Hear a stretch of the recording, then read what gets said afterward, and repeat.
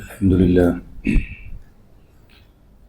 نحمده ونستعينه ونستغفره ونؤمن به ونتوكل عليه ونعوذ بالله من شرور أنفسنا ومن سيئات أعمالنا من يهده الله فلا مضل له ومن يضلل فلا هادي له أشهد أن لا إله إلا الله وحده لا شريك له وأشهد أن محمدا عبده ورسوله أرسله بالهدى ودين الحق ليظهره على الدين كله ولو كره المشركون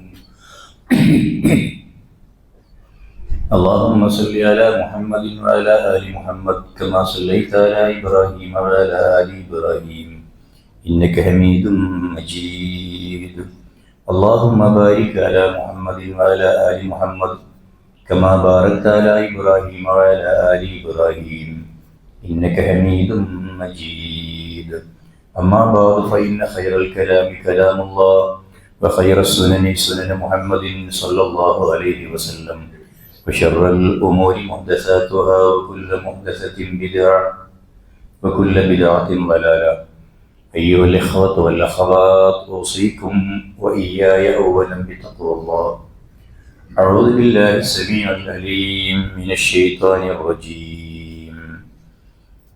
شهر رمضان الذي أنزل فيه القرآن هدى للناس وبينات من الهدى والفرقان فمن شهد منكم الشهر فليصم ومن كان مريضا أو على سفر فعدة من أيام أخر يريد الله بكم اليسر ولا يريد بكم العسر ولتكملوا العدة ولتكبروا الله على ما هداكم ولعلكم تشكرون.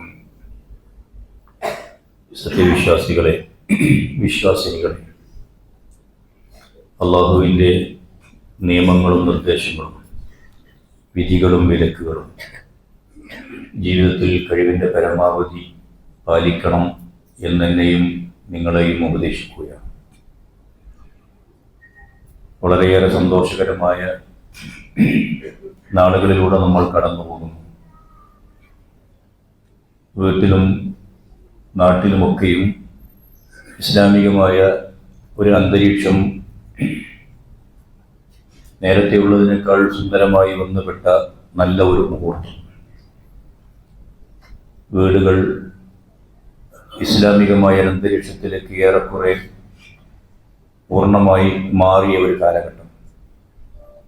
പള്ളികൾ, ജമാഅത്തുകളും അതുപോലെയുള്ള സംഗതികളും പൂർവോപരി ശക്തമാവുകയും പള്ളി അതിൻ്റെ കൃത്യമായ ധർമ്മം നിർവഹിച്ചു പോവുകയും ചെയ്യുന്ന മനോഹരമായ ദിനരാത്രങ്ങൾ.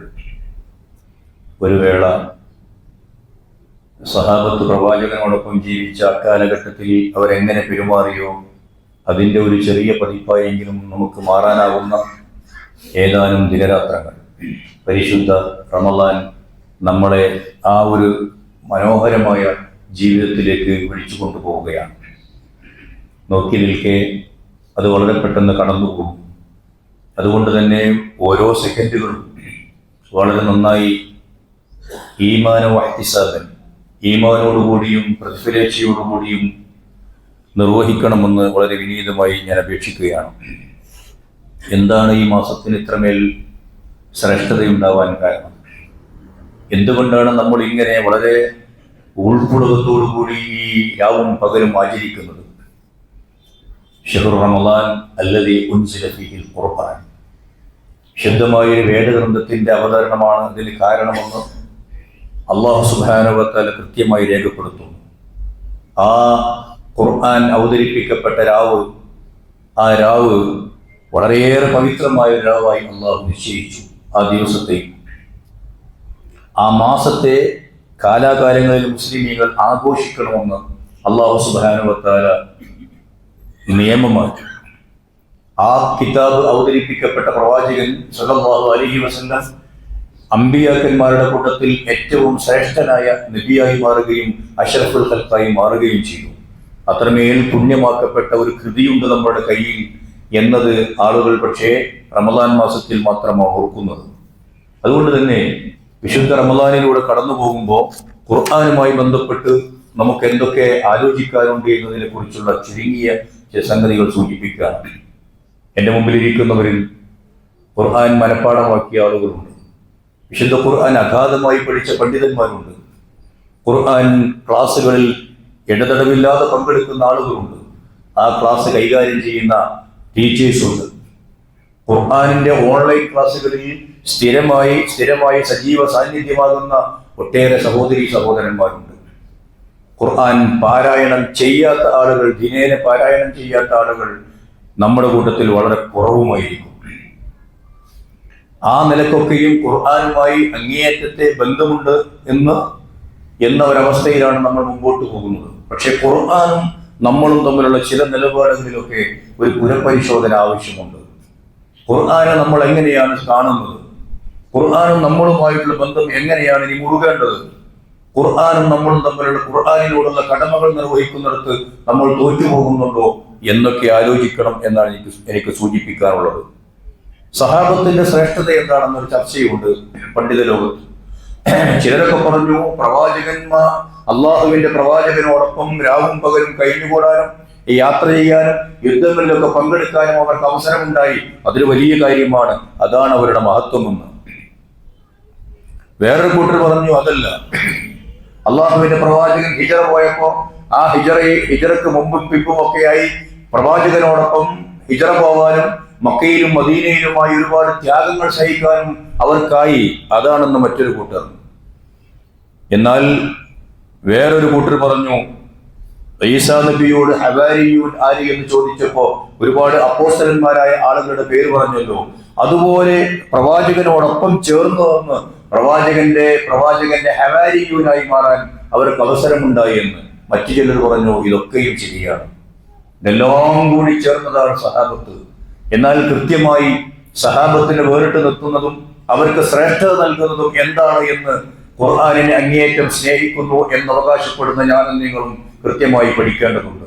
ആ ശ്രേഷ്ഠത എന്ന് പറയുന്നത് വിശുദ്ധ ഖുർആനിന്റെ ജീവിക്കുന്ന കോപ്പികളായ ഒരു തലമുറയെ പ്രവാചക തിരുമേനി സല്ലല്ലാഹു അലൈഹി വസല്ലം സൃഷ്ടിച്ചെടുത്തു എന്നതാണ്. വിശുദ്ധ ഖുർആനിന്റെ ജീവിക്കുന്ന കോപ്പികൾ അവർ ഖുർആൻ തന്നെയായിരുന്നു.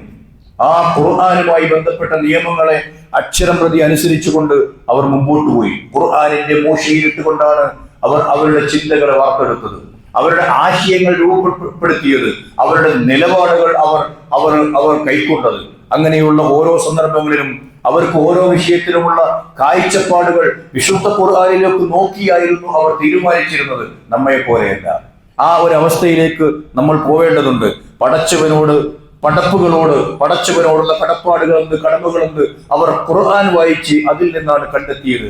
പടപ്പുകളോട്, സഹജീവികളോട്, മാതാപിതാക്കളോട്, ഇണകളോട്, കുട്ടികളോട്, അയൽവാസികളോട്, നാട്ടുകാരോട് എന്തൊക്കെയാണ് കടമകളും കടപ്പാടും ഉള്ളത് വിശുദ്ധ ഖുർആനിലേക്കാണ് അവർ നോക്കിയത്.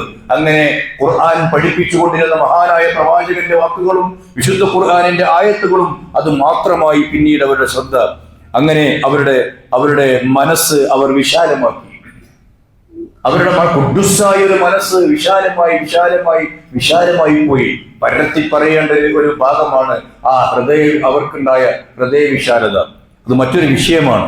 അവർ ആനന്ദം കണ്ടെത്തി, വല്ലാത്തൊരു ലബ്ധത്ത്, ഈമാനിന്റെ മാധുര്യവുമൊക്കെ അവർ കണ്ടെത്തി. വിശുദ്ധ ഖുർആനിലേക്ക് ഇറങ്ങിച്ചെന്നപ്പോ തകർന്ന് തരിപ്പണമായേക്കാവുന്ന പരീക്ഷണ ഘട്ടങ്ങൾ അവർ പാറ പോലെ ഉറച്ചു നിന്ന് തരണം ചെയ്തു. അതിന് അവർക്കുള്ള ധൈര്യവും സ്ഥൈര്യവും ഒക്കെ നൽകിയത് ഈ വിശുദ്ധ ഖുർആനാണ്. അങ്ങനെ അവർ ക്ഷമയോടെ അതൊക്കെ നേരിട്ടു. വിശ്വാസ വൈകല്യങ്ങളെ തിരുത്തി അവർ സുന്ദരമായ ഒരു ആദർശത്തിന്റെ വക്താക്കളായി. അതുകൊണ്ട് ഈ വിശുദ്ധ ഖുർആൻ വകവരുത്താനായി വന്ന കുറെ ആളുകൾ, കുറെ നേതാക്കന്മാർ, കുറെ ആളുകൾ അവർ പിന്നീട് വകതിരിവ് നേടി കൂടെ കൂടുന്ന കാഴ്ചയും നമ്മൾ കണ്ടു. അത് നമ്മൾ മുമ്പ് സൂചിപ്പിച്ചു. ഖുർആൻ കേട്ടു, അവർ പഴയ വിശ്വാസങ്ങൾ അപ്പാടെ തിരുത്തി. അന്നത്തെ തലമുറയും ഇന്നത്തെ മുസ്ലിം തലമുറയും തമ്മിൽ വലിയൊരു അന്തരം അവിടെയുണ്ട്. അവർ ഖുർആൻ കേട്ടു. ആ ഖുർആൻ കേട്ടപ്പോ ഇത് തെറ്റാണ്, ഞങ്ങളുടെ ആചാരങ്ങൾ എന്ന് മനസ്സിലാക്കിയപ്പോ അവർ ടോട്ടലി തിരുത്താൻ തയ്യാറായി. നമ്മൾ വീണ്ടും ആലോചിക്കാൻ തയ്യാറാവുകയാണ്. എന്നിട്ട് നമ്മൾ പിന്നീട് അതിനെ വ്യാഖ്യാനിക്കുന്ന ഒരവസ്ഥയിലേക്ക് പോയി. ഈ ഒരു അവസ്ഥയിൽ ഖുർആൻ എന്ന് പറയുന്ന ഒരു മഹത്തായ ദൈവിക ഗ്രന്ഥത്തോടൊപ്പം അവർ പോയി. അബൂബക്കർ സിദ്ദീഖ് റളിയല്ലാഹു തആല അൻഹുവിനോട് പ്രവാചക തിരുമേനി സല്ലല്ലാഹു അലൈഹി വസല്ലമക്ക് സുഖമില്ലാതെ കിടക്കുമ്പോഴുമൊക്കെ നമസ്കാരം നേതൃത്വം കൊടുക്കാനുള്ള കൽപ്പനയുണ്ടായി. ആ സന്ദർഭത്തിൽ ആയിഷ ബീവി പറയുന്ന ഒരു വാക്കുണ്ട്, യാ റസൂലല്ലാഹ് ഇന്ന അബൂബക്കറിൻ റജുലുൻ റഖീഖ്. വളരെ ലോലഹൃദയനായ ഒരാളാണ് എന്റെ പ്രിയപ്പെട്ട പിതാവ്. അദ്ദേഹം ഇദാ ഖറഅൽ ഖുർആൻ ലാ യംലികു ദംഅഹു, കണ്ണുനീരടക്കാനാവില്ല അദ്ദേഹത്തിന് ഖുർആൻ പാരായണം ചെയ്യുമ്പോൾ. അങ്ങനെ അവർ ഖുർആൻ മുമ്പിൽ വെച്ച് ഖുർആനിന്റെ ആഴങ്ങളിലേക്ക് ഇറങ്ങിപ്പോയി വാവിട്ട് കരയുന്ന സഹാബികളുണ്ടായി. ആ കരച്ചിൽ പോലും പലരുടെയും മനം മാറ്റി. വിശുദ്ധ ഖുർആനുമായി ബന്ധപ്പെട്ട് ഇത്തരത്തിലുള്ള അനുഭവങ്ങൾ ഉണ്ടാവണമെങ്കിൽ, അത് മനസ്സിൽ ഇണക്കങ്ങൾ ഉണ്ടാക്കണമെങ്കിൽ വിശുദ്ധ ഖുർആനിന്റെ ആയത്തുകൾ എന്തു പറയുന്നു എന്ന് പഠിച്ചേ പറ്റൂ. ആ ഒരു വിഷയത്തിൽ ഇപ്പോഴും മുസ്ലിം സമൂഹത്തിന്റെ മഹാഭൂരിഭാഗവും വേണ്ട എന്ന അഭിപ്രായക്കാരാണ്. ഖുർആനിന്റെ ആശയങ്ങൾ അങ്ങനെ അർത്ഥം പഠിക്കേണ്ടതില്ല, അത് പണ്ഡിതന്മാർ പഠിച്ചാൽ മതി. ആ പണ്ഡിതന്മാർ പറയും ഞങ്ങളോട് ഇന്നതാണ് ചെയ്യേണ്ടത്, അത് അപ്പടി അനുസരിക്കുക മാത്രമേ ചെയ്യേണ്ടതുള്ളൂ എന്ന്. തമീമുദ്ദാരിയെ കുറിച്ച് ഒരു പരാമർശമുണ്ട് ചരിത്രത്തിൽ. തമീമുദ്ദാരി അദ്ദേഹം ഒരു ദിവസം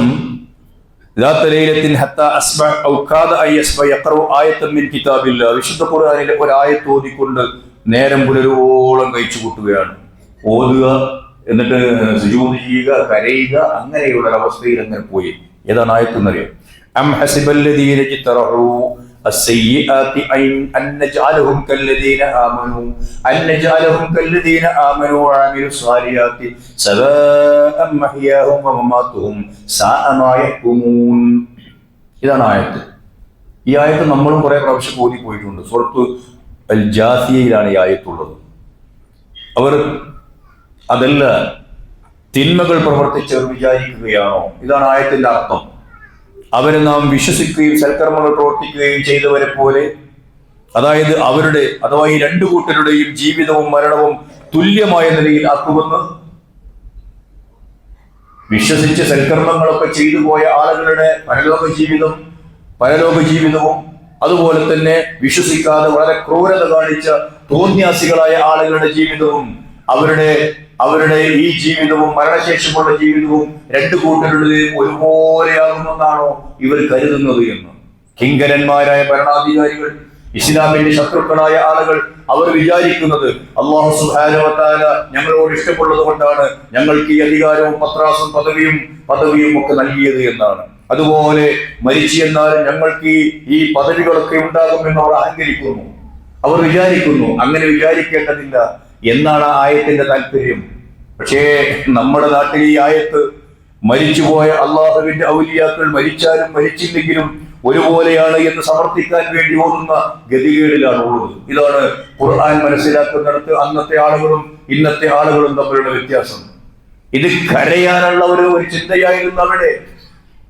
പരലോകത്തെ കുറിച്ച് ആലോചിച്ച് അവിടെ ഞാനെങ്ങാനും ഈ സയ്യിആത്തുകൾ ചെയ്യുന്ന തിന്മ ചെയ്യുന്ന ആളുകളുടെ ഗണത്തിൽ പെട്ടുപോയാൽ സ്വാലിഹീങ്ങളായ ആളുകൾക്കുള്ള സുഖലോക സ്വർഗവും സൗകര്യങ്ങളും നഷ്ടപ്പെട്ടു പോകുമല്ലോ എന്ന് കരുതിയാണ് ആ സഹാബത്ത് കരഞ്ഞത്. ഇതിവിടെ അവരവന്റെ കീശ വർദ്ധിപ്പിക്കുവാനും സമ്പത്തുണ്ടാക്കുവാനും സൗകര്യങ്ങൾ വർദ്ധിപ്പിക്കുവാനും ഒക്കെയുള്ള വ്യവസായത്തിന് ആക്കം കൂട്ടാൻ വേണ്ടി ഓതുകയും എന്നിട്ട് ആർത്തട്ടഹസിച്ച് ചിരിക്കുകയും ചെയ്യുന്ന പശ്ചാത്തലത്തിലേക്ക് പോവുകയാണ്. ഖുർആനോടുള്ള സമീപനം എന്ന് പറയുന്നത് സഹാബത്തിന്റെ കാലത്തുണ്ടായ സമീപനത്തിലേക്ക് തിരിച്ചു പോവാൻ മുസ്ലിം സമുദായത്തിനാകണം എന്ന് ചുരുക്കം. അവിടെ കരഞ്ഞും പ്രാർത്ഥിച്ചും ചിലർ രോഗികളായി. ഉമർ ബിൻ ഖത്താബിനെ പോലെയുള്ള ആളുകളിൽ നിന്ന് അത്തരത്തിലുള്ള രോഗാവസ്ഥയെ കുറിച്ച് പരാമർശമുണ്ട്. എന്നിട്ട് നമ്മൾ ഖുർആൻ ഉണ്ടാക്കി വെച്ച അവരുടെ മാറ്റം, മൂന്ന് മാറ്റങ്ങളെ കുറിച്ചാണ് ഞാൻ സൂചിപ്പിക്കുന്നത്. ഒന്ന്, അക്കാലഘട്ടത്തിലും ഒരുപാട് ചിന്താ സരണികൾ ഉണ്ടായിരുന്നു. പ്രത്യേകിച്ച് ഗ്രീക്ക് തത്വചിന്തകൾ, നമ്മുടെ ഈ ഭാരതീയ സംസ്കാരങ്ങൾ, അങ്ങനെയുള്ള അന്നത്തെ സംസ്കാരം എന്ന് പറഞ്ഞാൽ ഈ പാകിസ്ഥാനും അഫ്ഗാനിസ്ഥാനും ഇന്ത്യയും ഒക്കെ കൂടിയിട്ടുള്ള ഒരു ഭാരത സംസ്കാരം പഴയതുണ്ടായിരുന്നല്ലോ. ഈ അദ്വൈത സിദ്ധാന്തവും മറ്റുള്ള സംഗതികളും ഒക്കെയുള്ള ഒരു സംഗതി. അവിടെയൊക്കെ ഈ രണ്ട് സംസ്കാരങ്ങളും അതല്ലാത്ത സംസ്കാരങ്ങളിലും അറബികൾ ഇങ്ങനെ കച്ചവടക്കാരായി പോവുകയും അത്തരത്തിലുള്ള സംഗതികളൊക്കെ സ്വാംശീകരിക്കുകയും ജീവിതത്തിന്റെ ഭാഗമാക്കുകയും ചെയ്യുന്ന ആളുകൾ അന്ന് അറേബ്യയിൽ ഉണ്ടായിരുന്നു. പോരാത്തതിന് ജൂതന്മാരും ക്രിസ്ത്യാനികളുമായ ആളുകൾ അവർക്കിടയിൽ തന്നെ ജീവിക്കുന്നുമുണ്ട്. ഈ ഇസങ്ങളൊക്കെയും ഈ മതങ്ങളൊക്കെയും അവരുടെ ജീവിതത്തിൽ സ്വാധീനം ചെലുത്തിയിരുന്നു. ആ സ്വാധീനം ചെലുത്തിയിരുന്ന ആളുകളാണ് ഇബ്രാഹിം നബി അലൈഹി സ്വലാത്തു വസ്സലാമിയുടെ സംശുദ്ധമായ തൗഹീദ് ഉൾക്കൊണ്ടുകൊണ്ട് പോരുന്ന ഒരു ന്യൂനപക്ഷവും അവിടെ ഉണ്ടായിരുന്നു. അവർ ഖുർആൻ കേട്ടു. നമ്മളും ഖുർആൻ കേൾക്കുന്നു. ആ കേൾക്കുന്നവരുടെ കൂട്ടത്തിൽ ഈസാ നബിയെ ദൈവമായി കാണുന്ന ആളുകളുണ്ട്, മൂസാ നബിയെ ആരാധിക്കുന്ന ആളുകളുണ്ട്, ഹുസൈനെ ആരാധിക്കുന്ന ആളുകളുണ്ട്, ലാത്തയെയും മുസയെയും മനാത്തയെയും വിളിച്ചു തേടുന്ന ആളുകളുണ്ട്. അങ്ങനെ പലരുമുണ്ട്. അവർ വിശുദ്ധ ഖുർആനിന്റെ ആയത്തോതിയപ്പോ അവരുടെ സംസ്കാരങ്ങളും അവരുടെ നാഗരികതകളും ഒക്കെ പിന്നീട് അതിനെ വഴിമാറുകയാണ്. എന്നിട്ട് വിശുദ്ധ ഖുർആനിന്റെ ആശയങ്ങളും തത്വങ്ങളും അവരുടെ സ്വാധീനം ചെലുത്തുകയാണ്. ആ സ്വാധീനം ചെലുത്തിക്കൊണ്ട് പിന്നീട് അതുമാത്രമാകുന്ന ഒരു പശ്ചാത്തലം ഉണ്ടാവുകയാണ്. പ്രവാചക തിരുമേനി ഓതിക്കെടുക്കുന്ന വിശുദ്ധ ഖുർആനിന്റെ ആയത്തുകളും അതിന്റെ വിശദീകരണങ്ങളും കേട്ടുകൊണ്ട് അവരുടെ നെഞ്ചകത്ത് മുമ്പുണ്ടായിരുന്നതെന്തോ അതൊക്കെ അവർ മാറ്റാൻ തയ്യാറായി.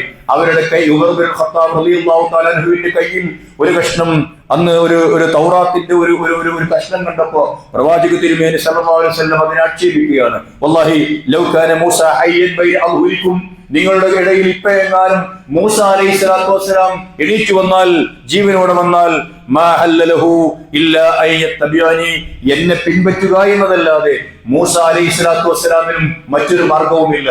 ഈ ഖുർആനിന്റെ അനുയായിയുമായി മാറുക എന്നതല്ലാതെ മൂസാ നബിക്ക് പോലും മറ്റൊരു ഓപ്ഷനില്ല എന്ന് അല്ലാഹുവിന്റെ പ്രവാചകൻ പഠിപ്പിച്ചു.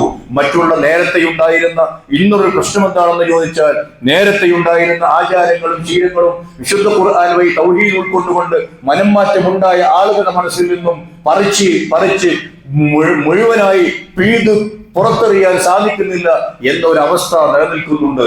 പണ്ടൊക്കെ ഉണ്ടായിരുന്ന ആചാരങ്ങളും അനുഷ്ഠാനങ്ങളും കാരണവന്മാരിൽ നിന്ന് കൈമാറി കിട്ടിയ ദുരാചാരങ്ങളും ഒക്കെ പൂർണ്ണമായി വലിച്ചെറിയാൻ അള്ളാഹുവിന്റെ കിതാബിന്റെ ആയത്തുകൾ കാരണമാകുന്നില്ലെങ്കിൽ ആ ഖുർആൻ ഉൾക്കൊണ്ടിടത്തെന്തോ തകരാറുണ്ട് എന്ന് പറയാതെ വയ്യ. അങ്ങനെയുള്ള അവസ്ഥയാണ് നമ്മൾ തിരുത്തേണ്ടത് എന്ന് സൂചിപ്പിക്കുകയാണ്. അതുകൊണ്ട് സഹാബത്തിനെ സംബന്ധിച്ചിടത്തോളം ഒരു പുതിയ തലമുറയെ പ്രവാചകൻ വാർത്തെടുത്തു. അവർ ഖുർആൻ പഠിതാക്കളും ഖുർആനിന്റെ അനുയായികളുമായി. ആ ഖുർആനിന്റെ അനുയായികളിൽ പേച്ച വിശ്വാസങ്ങളുണ്ടല്ലോ, പഴയ ആ വിശ്വാസങ്ങൾ ഒന്നും പിന്നെ ഉണ്ടായില്ല. അവിടെയാണ് ഖുർആൻ സ്വീകരിക്കുന്നവൻ വിദഗ്ധത കാണിക്കേണ്ടത്. അവിടെയാണ് പ്രിയപ്പെട്ട സഹോദര സഹോദരി, വിശുദ്ധ ഖുർആനിന്റെ ഒരു ആയത്ത് പഠിച്ച ഞാനും നിങ്ങളും ആ ആയത്തിനൊപ്പം പൂർണ്ണമായി നിൽക്കണം. അവിടെ കുറച്ചൊക്കെ നിൽക്കുകയും പിന്നെ കുറച്ചൊക്കെ അഡ്ജസ്റ്റ്മെന്റ് വരുത്തുകയും ചെയ്യുന്ന അവസ്ഥ വിശുദ്ധ ഖുർആനിനോടുള്ള ബഹുമാനക്കുറവാണ് അല്ല, അതിനോടുള്ള മര്യാദകേടാണ് എന്ന് നമ്മൾ മനസ്സിലാക്കേണ്ടിയിരിക്കുന്നു. രണ്ടാമത്തെ ഒരു കാര്യം എന്ന് പറയുന്നത്, അവർ അത് പഠിച്ചത് ഇംപ്ലിമെന്റ് ചെയ്യാനായിരുന്നു, ജീവിതത്തിൽ പകർത്താനായിരുന്നു. നമ്മൾ അക്കാദമികമായി വിശുദ്ധ ഖുർആൻ പഠിക്കുന്നുണ്ട്, എന്നിട്ട് അതിൽ പരീക്ഷ എഴുതി പാസ്സാവുന്നുണ്ട്, ഖുർആനിന്റെ തർക്കങ്ങളിൽ ഇടപെടുന്നുണ്ട്, ഖുർആനിന്റെ ഉലൂമുൽ ഖുർആനും അതുപോലെ ബന്ധപ്പെട്ട വിഷയങ്ങളും പഠിക്കുന്നുണ്ട്. പലരും വിശുദ്ധ ഖുർആൻ പഠിക്കുന്നതേ തർക്കിക്കാനാണ്. അല്ലെങ്കിൽ ഞാൻ നേരത്തെ പറഞ്ഞു പോയ അബദ്ധങ്ങൾ, പറഞ്ഞു കുടുങ്ങിപ്പോയ മസാലകൾ, ആ മസാലകൾക്ക് ശക്തി പകരാൻ വേണ്ടി ദുർവ്യാഖ്യാനിക്കാനാണ്. ഇതൊക്കെയാണ് ഇന്നത്തെ അവസ്ഥ. എന്നാൽ സഹാബത്തിന്റെ കാലഘട്ടങ്ങളിൽ ഇങ്ങനെ ദുർഗതി ഉണ്ടായിരുന്നില്ല. അവർ ഖുർആനിലേക്ക് ഇറങ്ങിപ്പോയത്, ഖുർആൻ പഠിച്ചത് ആ ജീവിതത്തിൽ, വ്യക്തി ജീവിതത്തിലും സമൂഹ ജീവിതത്തിലും ഒരു പ്രശ്നം നേരിടുമ്പോ ആ പ്രശ്നത്തിന് ഞാൻ എന്ത് നിലപാടെടുക്കണമെന്ന് ആ വിശുദ്ധ ഖുർആനിന്റെ ആയത്തുകൾ കൃത്യമായി വായിച്ചു നോക്കി പഠിച്ചറിഞ്ഞ് അതിനനുസരിച്ച് തീരുമാനമെടുക്കാനാണ്. അങ്ങനെ തീരുമാനമെടുക്കുമ്പോ അതിന് പ്രത്യേകതയുണ്ട്. ഞാൻ അന്വേഷിച്ച് കണ്ടെത്തുന്ന ഒരു സത്യം പിന്നെ അതിന്റെ ജീവിതത്തിന്റെ ഭാഗമായി മാറും. പിന്നെ ആ ജീവിതത്തിൽ ആ വിശുദ്ധ ഖുർആനിന്റെ ആയത്ത് പറയുന്ന ഒരു നിയമമുണ്ടല്ലോ, ആ നിയമം അനുസരിക്കുമ്പോ എനിക്ക് മനക്ലേശമില്ലാതെ വരും. അള്ളാഹുവിന്റെ നിയമം അനുസരിക്കുന്നിടത്ത്, ഈ തക്ലീഫ് പാലിക്കുന്നിടത്ത് വല്ലാത്തൊരു പ്രയാസം പലർക്കുമുണ്ട്. ആ പ്രയാസം ഉണ്ടാകുന്നത് ഇത് അള്ളാഹുവിന്റെ നിയമമാണ് എന്ന് ഉൾക്കൊള്ളാത്തത് കൊണ്ട് തന്നെയാണ്. നോക്കൂ, നിങ്ങൾ ആ സമൂഹം നോഹിന്റെ കാലം തൊട്ടേ മുശ്രിക്കുകളായ ആളുകൾ പറഞ്ഞിരുന്ന ന്യായമുണ്ട്. തെറ്റ് ചെയ്യുമ്പോ, വേണ്ടാത്തത് ചെയ്യുമ്പോ, അള്ളാഹുവില്ലാത്തവരെ വിളിച്ചു പ്രാർത്ഥിക്കുന്നൊക്കെ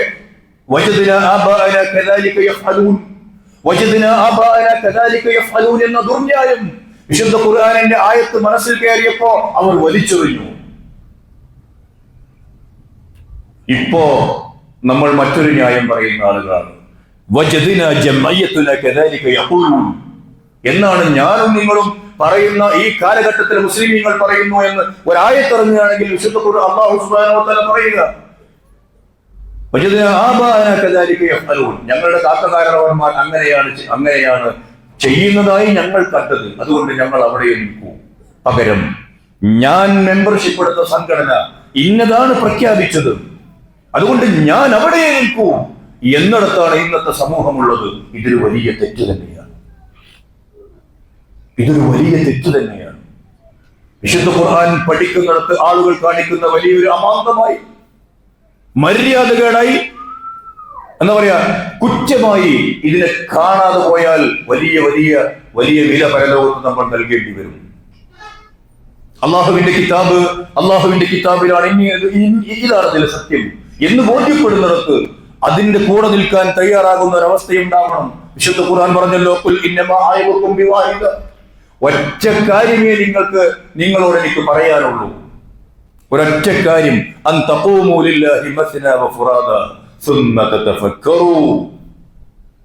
അള്ളാഹുവിന്റെ കാര്യത്തിൽ, അള്ളാഹുവിന്റെ ദീനിന്റെ കാര്യത്തിൽ, അള്ളാഹുവിന്റെ ദീനിന്റെ നിയമങ്ങൾ പഠിച്ചറിഞ്ഞ് ജീവിതത്തിൽ പാലിക്കുന്ന വിഷയത്തിൽ നിങ്ങൾ ഒറ്റയായോ ഈ രണ്ടാളായോ നിൽക്കണം.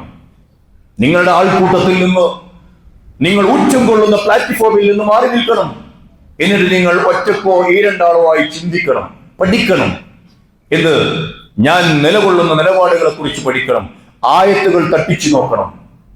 ആയത്തുകൾ അതിനനുസരിച്ച് ഇങ്ങോട്ട് മാറ്റുകയല്ല, ആയത്തുകൾ അടുത്തേക്ക് അങ്ങോട്ട് പോവുകയാണ് വേണ്ടത് എന്ന് അപ്പോഴേ ജീവിതത്തിൽ മാറ്റമുണ്ടാവും. അങ്ങനെ പകർത്താൻ വേണ്ടിയുള്ള പഠനം അപ്പോഴാവും മത ശാസനകൾ അനുസരിക്കുവാനും ഭാരമില്ലാതെയാവും. അങ്ങനെയുള്ള ഒരവസ്ഥയിലേക്ക് നമ്മൾ തിരിച്ചു പോകേണ്ടതുണ്ട്. ഖിബ്ലമാറ്റം പ്രഖ്യാപിച്ചു അല്ലാഹുവിന്റെ പ്രവാചകൻ തിരുമേനി സല്ലല്ലാഹു അലൈഹി വസല്ലം, ഫവല്ലി വജ്ഹക ശത്റൽ മസ്ജിദിൽ ഹറാം വഹൈസുമാ കുൻതും ഫവല്ലു വജ്ഹകും ശത്റഹു. അതാണ് നിയമം.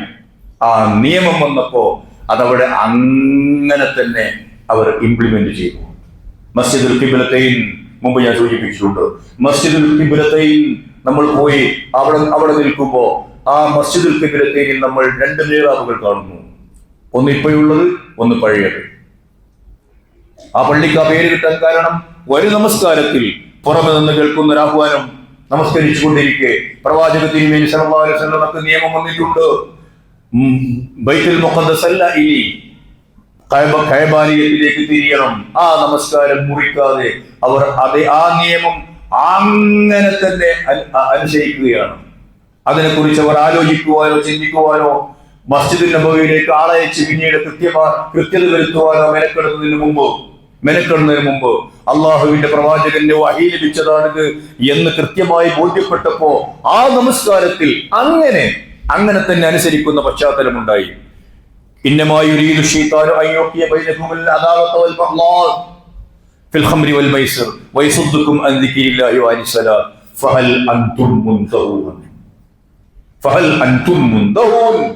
ഈ കള്ളിൽ നിന്ന് നിങ്ങൾക്ക് നിർത്താൻ നേരമായില്ലേ? കള്ളുകൂടി ബല ഇൻദഹൈന എന്നവർ ഉടനെ പറയുകയാണ്.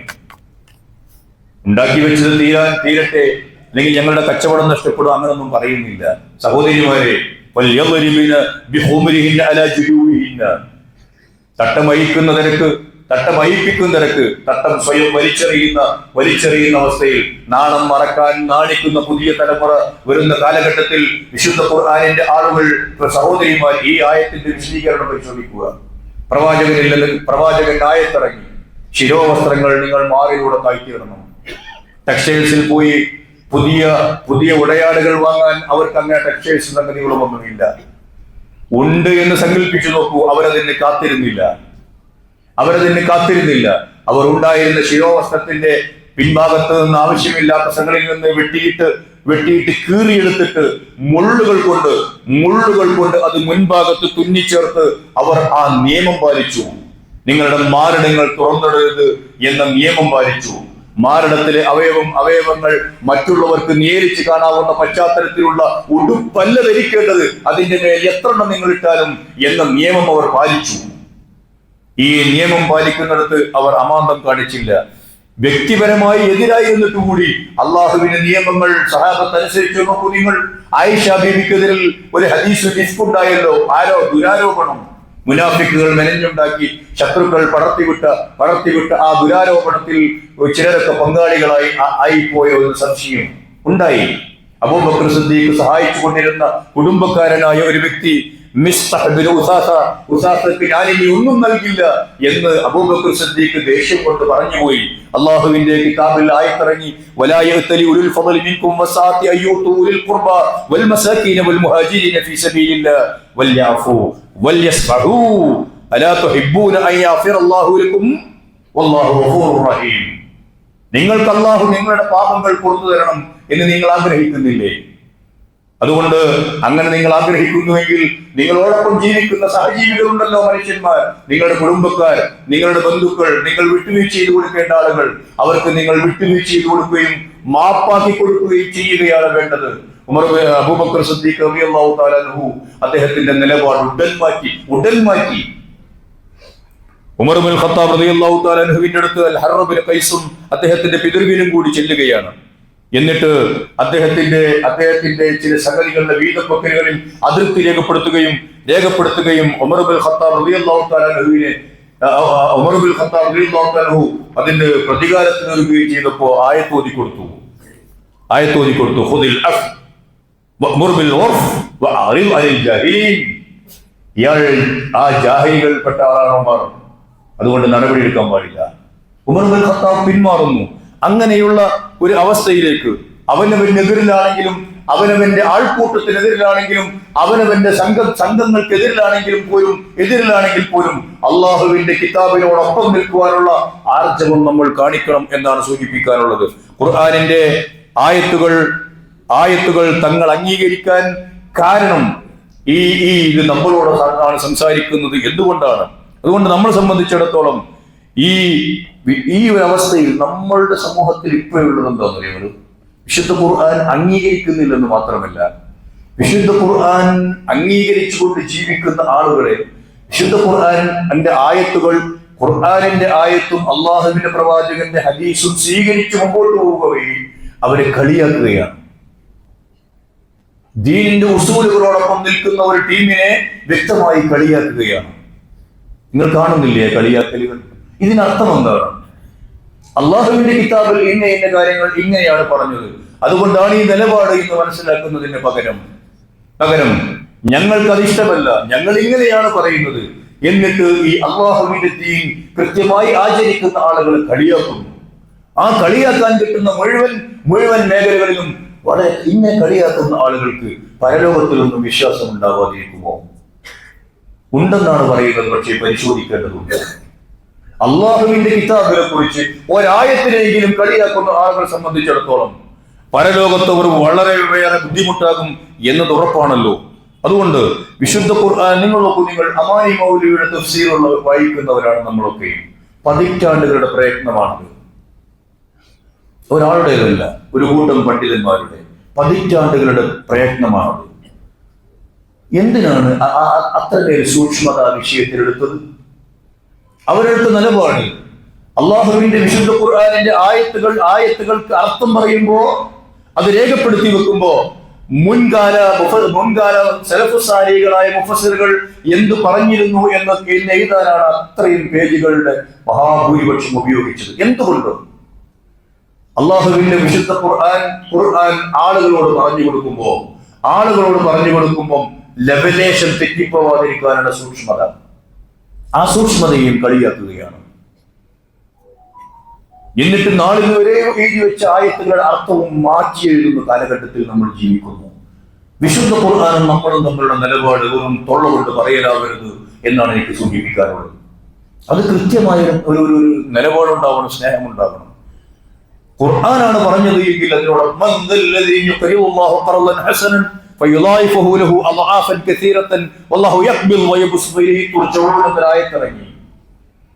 നിങ്ങൾ അള്ളാഹുവിന്റെ ദീനിന് വേണ്ടി കടം കൊടുക്കണം. എങ്കിലും ഇരട്ടി കൂട്ടുപലിശ അള്ളാഹു നൽകിയിട്ട് വളരെയേറെ അത് വർദ്ധിപ്പിച്ച് നിങ്ങൾക്ക് തരും. അബൂദ്ദഹ്ദാ റസൂലുള്ളാഹി സ്വല്ലല്ലാഹു അലൈഹി വസല്ലമയോട് ചോദിച്ചു, റസൂലേ, നമ്മുടെ സമ്പത്ത് അള്ളാഹുവിന് കടം കൊടുക്കണം എന്നാണോ ഈ പറഞ്ഞത്? അതേ അബൂദ്ദഹ്ദാ. ഇങ്ങനെ ആ കൈയൊന്നും കണ്ട് നീട്ടിയേക്ക് പറഞ്ഞു. പ്രവാചകന്റെ കൈ പിടിച്ച് അദ്ദേഹം പറഞ്ഞു, ഇന്നി ഖദ് അഖറൽതു റബ്ബി ഹാഇതി, 600 ഈത്തപ്പനകളുള്ള സുന്ദരമായ ഒരു തോട്ടം ഞാനിത് അള്ളാഹുവിന് കടം കൊടുക്കുന്നു എന്ന്. അവിടെ ഭാര്യയും കുട്ടികളും ഒക്കെ ഉണ്ട്, അവർ താമസിക്കുന്ന സ്ഥലമാണത്. അദ്ദേഹം നേരെ ചെന്ന് ഭാര്യയോട് പറഞ്ഞു, ഈ തോട്ടം ഞാൻ അള്ളാഹുവിന് കൊടുത്തിരിക്കുന്നു. ഈ ഒരു ആയത്താണ് അതിന്റെ കാരണം. ഇനി നമുക്ക് ഇവിടെ താമസിച്ചുകൂടാ, പെട്ടിയും പാണ്ടൊക്കെ എടുത്തിറങ്ങിക്കോ. ആ ഭാര്യ സന്തോഷപൂർവ്വം ഇറങ്ങിയിട്ട് പറഞ്ഞു, എത്രമേലും നല്ല കച്ചവടത്തിലാണ് താങ്കൾ ഏർപ്പെട്ടത്. അബൂ തൽഹ അൻസാരിയുടെ തോട്ടത്തിന്റെ കഥയും ലൻ തനാലുൽ ബിർറ ഹത്താ തുൻഫിഖൂ മിമ്മാ തുഹിബ്ബൂൻ എന്നൊരൊറ്റായത്തിറങ്ങിയപ്പോ അദ്ദേഹത്തിന് ഏറ്റവും പ്രിയപ്പെട്ട പ്രവാചകന് ഇഷ്ടപ്പെട്ടിരുന്ന ഒരു കാരക്കത്തോട്ടം അത് അള്ളാഹുവിന്റെ മാർഗത്തിലേക്ക് പോകുന്നു. നമ്മൾ ആ വിഷയത്തിലൊക്കെ കുറെ കൂടി നമുക്ക് എതിരാകുമെങ്കിൽ ആ ആയത്തുകൾ കാണാതിരിക്കുക, കാശ് ചെലവാകുമെങ്കിൽ ആയത്തുകൾ വായിക്കാതിരിക്കുക എന്നിടത്തൊന്നും മാറേണ്ടതുണ്ട്. ദുനിയാവിലെ പലതും നഷ്ടപ്പെട്ടു പോകും എന്ന് വിചാരിച്ച് തന്നെയാണ് ആളുകൾ വിശുദ്ധ ഖുർആൻ കൃത്യമായി പറയാത്തത്, കൃത്യമായി പഠിക്കാത്തത്, കൃത്യമായി ആചരിക്കാത്തത് എന്നാണ് മനസ്സിലാക്കേണ്ടത്. റസൂലുള്ളാഹി സ്വല്ലല്ലാഹു അലൈഹി വസല്ലമയുടെ അടുത്ത് ഒരു ആൾ വന്നു. അദ്ദേഹം ആമിർ ബിൻ റബിയക്ക് അദ്ദേഹത്തെ കൂട്ടുകാരനായി കൊടുത്തു. ആമിർ അദ്ദേഹത്തെ നന്നായി എന്താ പറയുക ബഹുമാനിക്കുകയും ആദരിക്കുകയൊക്കെ ചെയ്തു. റസൂലുള്ളാഹി സ്വല്ലല്ലാഹു അലൈഹി വസല്ലം ആമിറും തമ്മിൽ ഇയാളുടെ വിഷയത്തിലൊക്കെ സംസാരം നടന്നിട്ട് ചെന്നിട്ട് പറഞ്ഞു അദ്ദേഹത്തോട്, ആമിർ പറയുകയാണ്, എനിക്ക് ലഭിച്ചിരിക്കുന്ന ഒരു മനോഹരമായ തോട്ടമാണിത്, ആരും ഇഷ്ടപ്പെടുന്ന ഏറ്റവും സുന്ദരമായ സംഭവം, അതിൽ നിന്ന് ഒരു കഷ്ണം ഞാൻ താങ്കൾക്ക് തരാൻ ഉദ്ദേശിക്കുന്നു. എൻ്റെ അഹായി അള്ളാഹുവിന്റെ പ്രവാചകൻ നിശ്ചയിച്ചു തന്നതല്ലേ. അപ്പൊ അദ്ദേഹം പറഞ്ഞു, ലാ ഹാജത ലീ ഫീ ഖതിയതിക്, എനിക്കതിൻ്റെ ആവശ്യമില്ല. എന്തുകൊണ്ടെന്നറിയോ? നസലത് അൽ-യൗം, ഇന്ന് ഒരായത്തിറങ്ങിയിട്ടുണ്ട്, ഇന്നൊരായത്തിറങ്ങിയിട്ടുണ്ട്, ഒരു സൂറത്ത്. ആ സൂറത്ത് നമ്മളെ വല്ലാതെ ഭീതിപ്പെടുത്തുന്നതാണ്, പേടിപ്പിക്കുന്നതാണ്.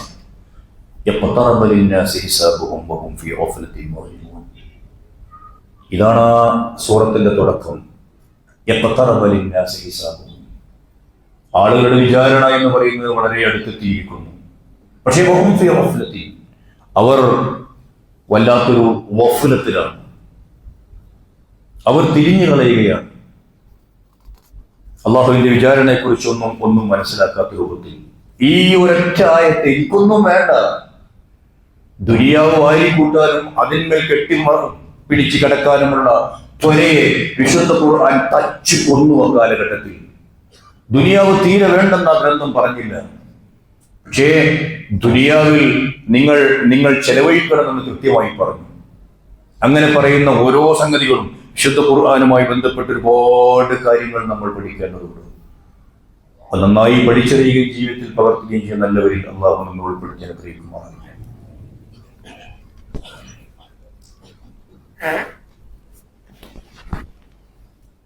അൽഹംദുലില്ലാഹ് വസ്സലാത്തു വസ്സലാമു അലാ അഷ്റഫിൽ അൻബിയാഇ വൽ മുർസലീൻ വഅലാ ആലിഹി വസഹ്ബിഹി അജ്മഈൻ. അമ്മാ ബഅദ്. അയ്യുഹൽ ഇഖ്വാ വൽ അഖ്വാത്ത് വസീകും വഇയ്യായ സാനിയൻ ബിത്തഖ്വല്ലാഹ്. സഹോദരന്മാരെ, സഹോദരികളെ, അള്ളാഹുവിന്റെ ഖുർആനിനോട് കുറെ കൂടി അടുത്ത് ജീവിക്കാൻ ശ്രമിക്കണം എന്ന് എന്നെയും നിങ്ങളെയും ഒന്നുകൂടെ ഞാൻ ഓർക്കുന്നു. മറ്റൊരു പ്രത്യേകത ഖുർആൻ അവിടെ ഉണ്ടാക്കിയത് ഈ കഴിഞ്ഞ കാലത്തിൽ നിന്നുള്ള പൂർണ്ണമായ മോചനമായിരുന്നു. പണ്ടെങ്ങനെയാണോ ജീവിച്ചത് അത് അവരുടെ മനസ്സിൽ പിന്നെ വന്നതേയില്ല. സമ്പൂർണമായ മനം മാറ്റം.